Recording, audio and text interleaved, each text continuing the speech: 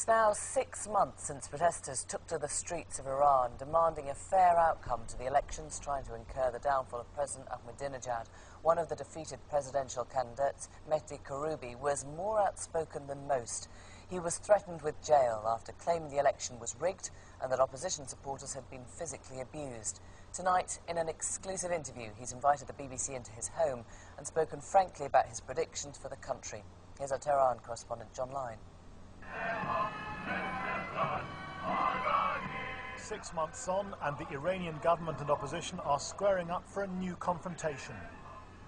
New demonstrations, the possible arrest of opposition leaders like this man, Mehdi Karoubi. It could be an explosive mix.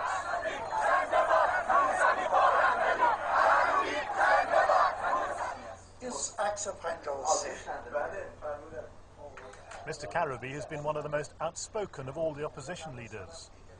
He invited the BBC into his home in North Tehran. The government has shut down his office. It's one of the few interviews given by any senior opposition figure in Iran since immediately after the election.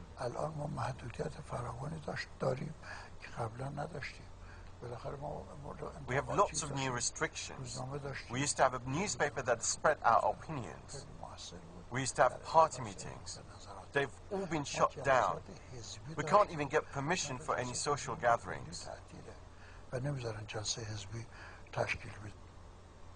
Hearing about those restrictions, it's remarkable, really, that Mr. Karoubi agreed to speak to us at all, especially bearing in mind the way the Iranian government, the BBC, for much of the post-election unrest. It's really quite an act of defiance. But Mr. Karoubi is enough of a veteran to remember how Ayatollah Khomeini used the media during his exile in Paris 3 decades ago.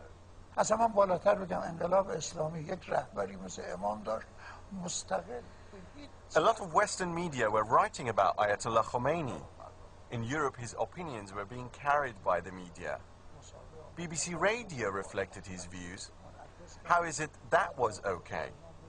When the BBC reflected his views, it was all right then.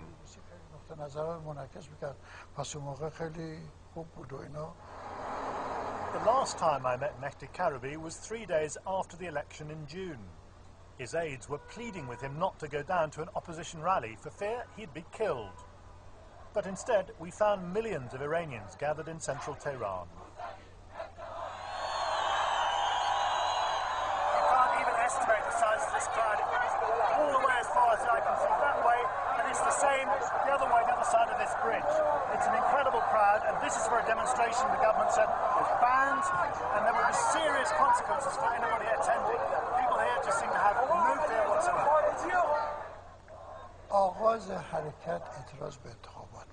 At the beginning of the movement, it was just a protest against the election. We didn't recognize it as a serious election. The government's response, the crackdown, has not calmed things down at all. In fact, it's just made the chanting louder. It's just increased the people's demands.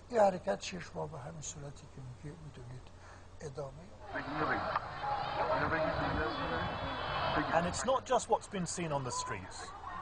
Mehdi Karoubi has been pressing allegations that opposition detainees, both male and female, have been repeatedly raped by their prison interrogators.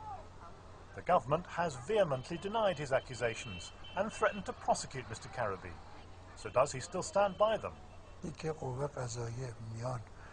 When the judiciary comes and shuts down my office, takes away my documents and threatens those who have come forward with allegations, so much so that some have had to leave the country, then I have to tell you, I still believe that the people who have spoken to me are telling the truth. President Ahmadinejad, of course, insists it's all a Western plot after his triumphant re-election. So has he consolidated power, or is his government still in danger of collapse?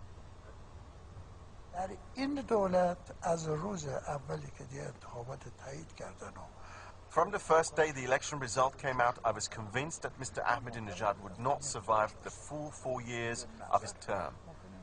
Even within the last 6 months, the government has only been kept in power by force. His government has disputes with MPs, with the rest of the world. There are economic, cultural and political problems. The government is facing trouble on all sides.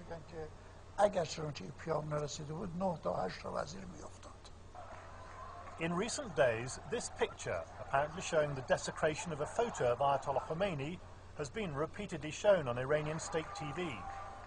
The opposition says it's a fraud.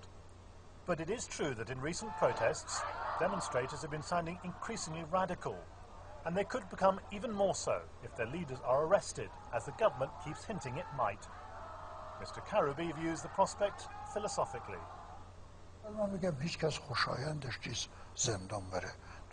Nobody enjoys the idea of being sent to prison, especially by a regime I helped to create.